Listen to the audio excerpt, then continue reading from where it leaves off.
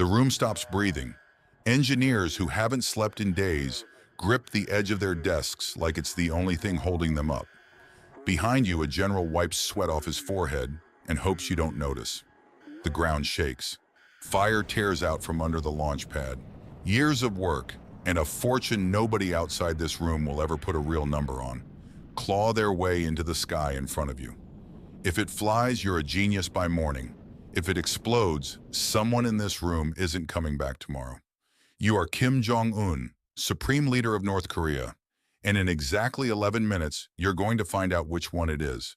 But to understand why this moment means so much to you, you have to go back, 30 years back, to a place where nobody even knew your name. You're 12 years old and you don't exist. Not officially, not here. You sit in a public classroom outside Bern, Switzerland, under a fake name, Pakun, pretending to be the son of an embassy driver. No motorcade waiting outside, no bodyguards your classmates can spot. Just you, a shy, slightly heavy kid, terrible at German, completely obsessed with one thing: Michael Jordan. You fill notebook after notebook with pencil drawings of the Chicago Bulls. Your classmates think you're quiet, a little awkward around girls, genuinely fun to have around. You tell exactly one of them who you really are.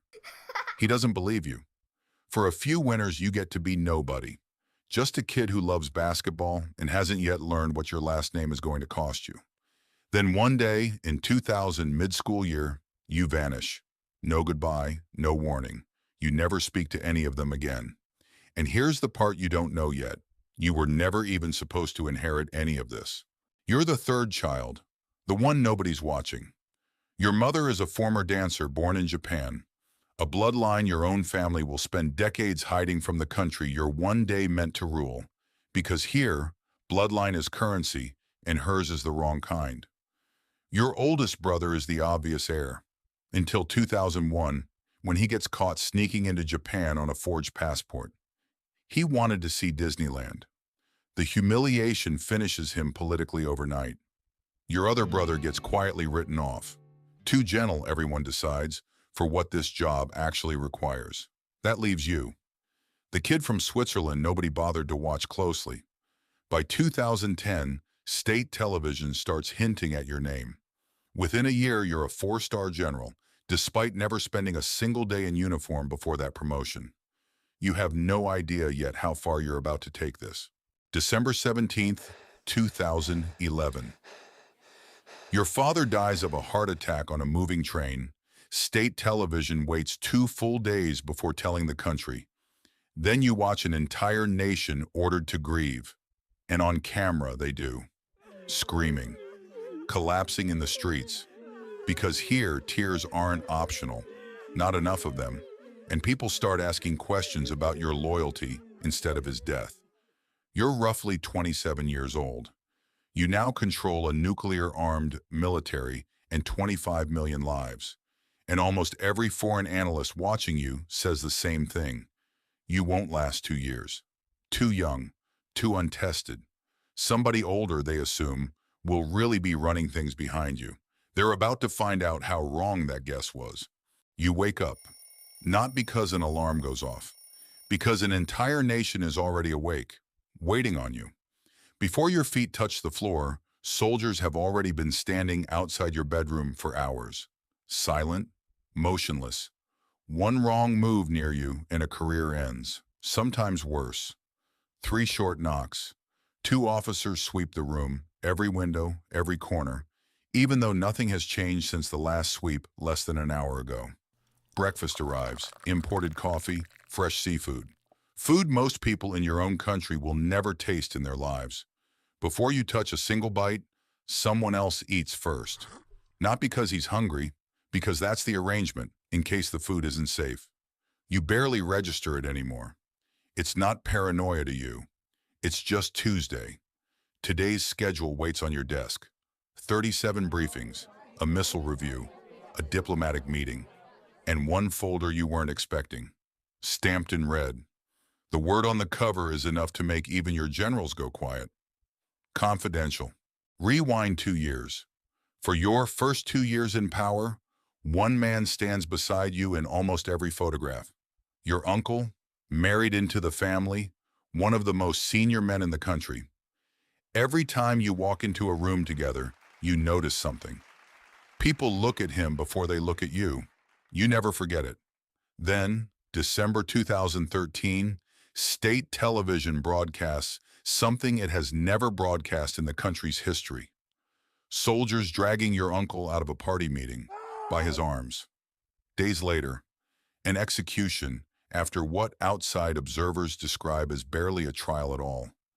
You're 29 years old, and you've just taught every general in that room something none of them will forget. Family doesn't protect you here. Loyalty runs out. Nobody, not even blood, is safe. 4 years later, you'd prove it again.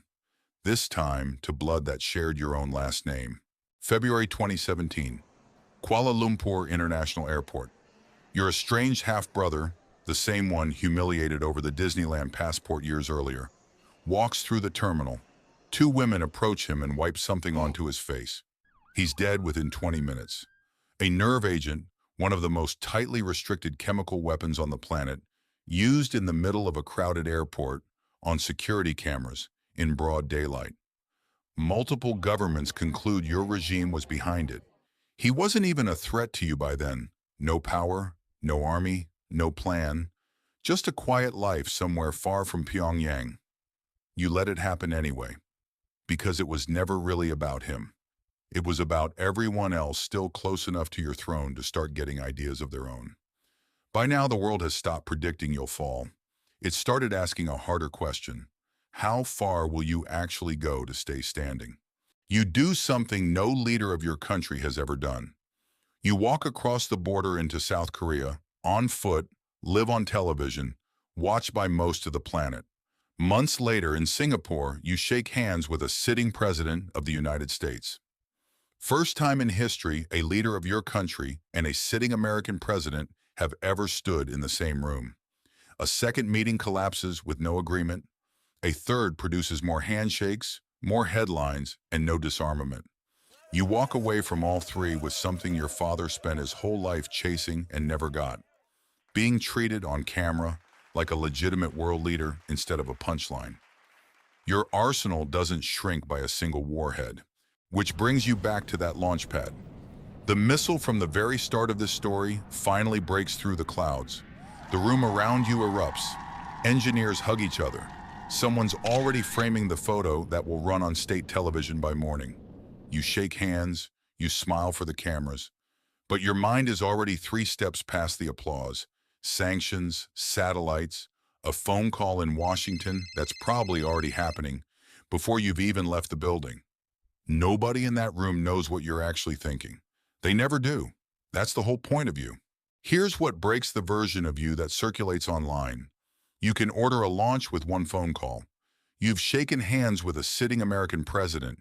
You control information, food, electricity, birth and death across an entire country with a signature. But you can't walk into a cafe, can't drive yourself anywhere, can't take a walk without a dozen armed men matching your pace, step for step. In 2020, when a global pandemic hits, you seal your border with your country's biggest trading partner, tighter than almost anywhere else on Earth, cutting off supply lines your own population depends on.